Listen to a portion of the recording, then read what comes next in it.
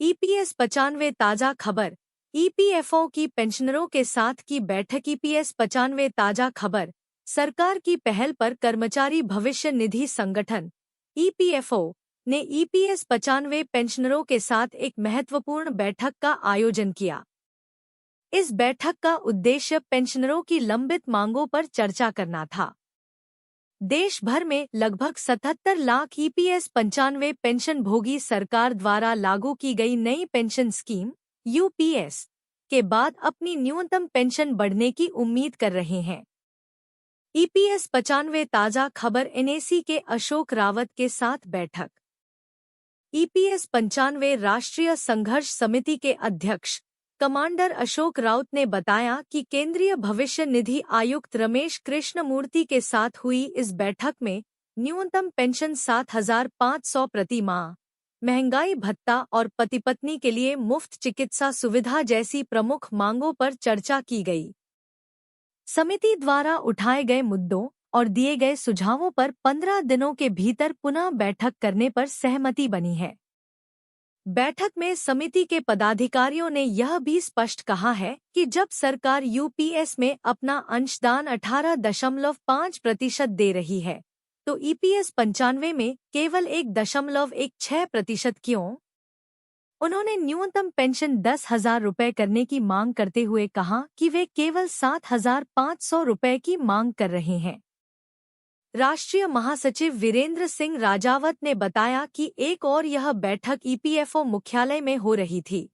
वहीं दूसरी ओर देश भर में ईपीएफओ कार्यालयों में प्रधानमंत्री और श्रम मंत्री के नाम ज्ञापन सौंपे जा रहे थे। आपको बता दें कि यह बैठक 27 अगस्त को दोपहर में आयोजित की गई थी।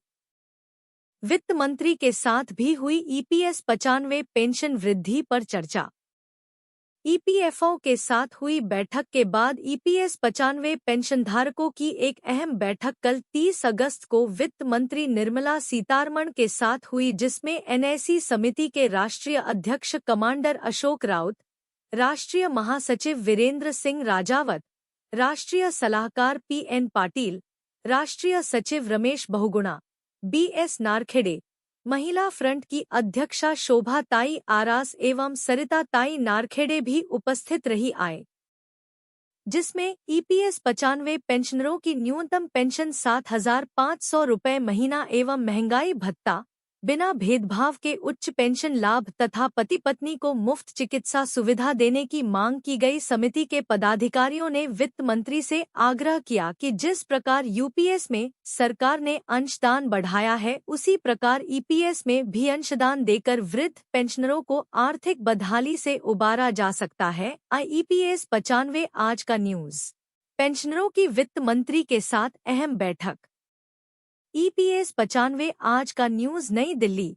सरकार की नई पेंशन स्कीम यूपीएस लागू करने के बाद ईपीएफओ द्वारा संचालित ईपीएस 95 पेंशन पर सरकार का ध्यान गया है। ईपीएस 95 के पेंशनर पिछले 7 से 8 वर्षों से पेंशन बढ़ाने की मांग को लेकर आंदोलन कर रहे हैं। प्रधानमंत्री ने भी 2 बार आश्वासन दिया है, पर अभी तक कोई ठोस कार्रवाई न होने से देश भर के 77 लाख पेंशनरों में रोष व्याप्त है। ईपीएफओ के साथ हुई अहम बैठक। पिछले कुछ दिनों से श्रम मंत्रालय एवं वित्त मंत्रालय ईपीएस 95 राष्ट्रीय संघर्ष समिति के अध्यक्ष कमांडर अशोक राउत और उनकी टीम के साथ बैठकें कर रहे हैं। 27 अगस्त को केंद्रीय भविष्य निधि आयुक्त एवं अपर सचिव श्रम मंत्रालय रमेश कृष्णमूर्ति के साथ वार्ता हुई और 28 अगस्त को वित्त मंत्रालय में अतिरिक्त सचिव एक्सपेंडिचर परमा सेन के साथ बैठक करके पेंशनरों की समस्याएं और उनके समाधान पर विस्तार से चर्चा हुई। ईपीएस 95 आज का न्यूज। पेंशनरों की वित्त मंत्री के साथ अहम बैठक। कल 30 अगस्त को वित्त मंत्री निर्मला सीतारमण के साथ एनएसी समिति के राष्ट्रीय अध्यक्ष कमांडर अशोक राउत, राष्ट्रीय महासचिव वीरेंद्र सिंह राजावत, राष्ट्रीय सलाहकार पीएन पाटिल, राष्ट्रीय सचिव रमेश बहुगुणा, बीएस नारखेड़े, महिला फ्रंट की अध्यक्षा शोभा ताई आरास एवं सरिता ताई नारखेड़े की बैठक हुई, जिसमें ईपीएस 95 पेंशनरों की न्यूनतम पेंशन 7,500 रुपये महीना एवं महंगाई भत्ता, बिना भेदभाव के उच्च पेंशन लाभ तथा पति पत्नी को मुफ्त चिकित्सा सुविधा देने की मांग की गई। समिति के पदाधिकारियों ने वित्त मंत्री से आग्रह किया कि जिस प्रकार यूपीएस में सरकार ने अंशदान बढ़ाया है, उसी प्रकार ईपीएस में भी अंशदान देकर वृद्ध पेंशनरों को आर्थिक बदहाली से उबारा जा सकता है। वित्त मंत्री द्वारा बताया गया कि ईपीएफओ के प्रस्तावों पर विचार कर सरकार जरूर कोई ठोस निर्णय लेगी। सरकार देश के वृद्धजनों के प्रति संवेदनशील है और वित्त मंत्रालय से जो भी सहायता संभव होगी वह की जाएगी। इसी के साथ उन्होंने बुल्ढाना, महाराष्ट्र में ईपीएस 95 पेंशनर्स के पिछले 2076 दिनों से जारी क्रमिक अनशन को समाप्त करने की भी अपील की। ईपीएस 95 ताजा खबर, राहुल गांधी का ईपीएफ पेंशन वृद्धि पर समर्थन।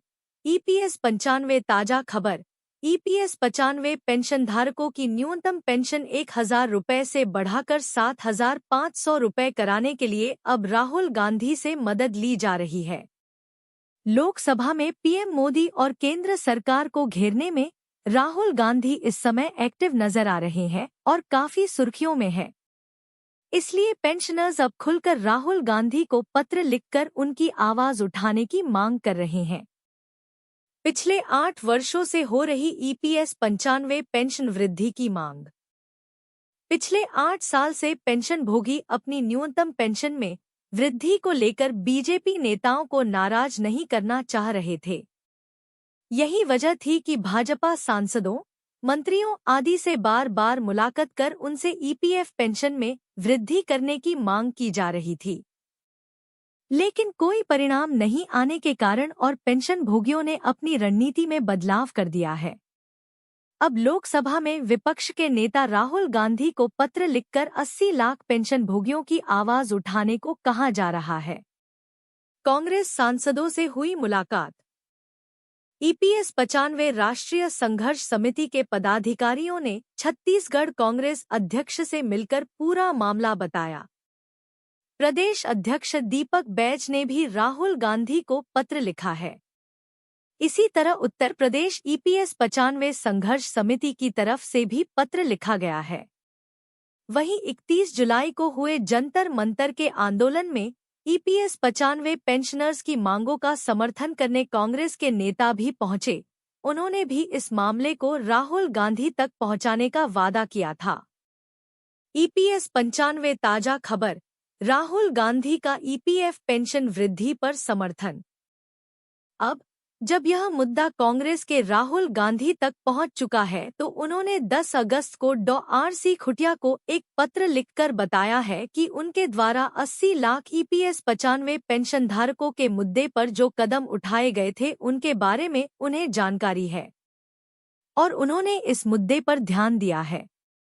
साथ ही उन्होंने डॉ खुटिया से कहा कि आपसे अपेक्षा है कि आप इस मजदूर विरोधी सरकार के खिलाफ ऐसे ही आवाज उठाते रहे।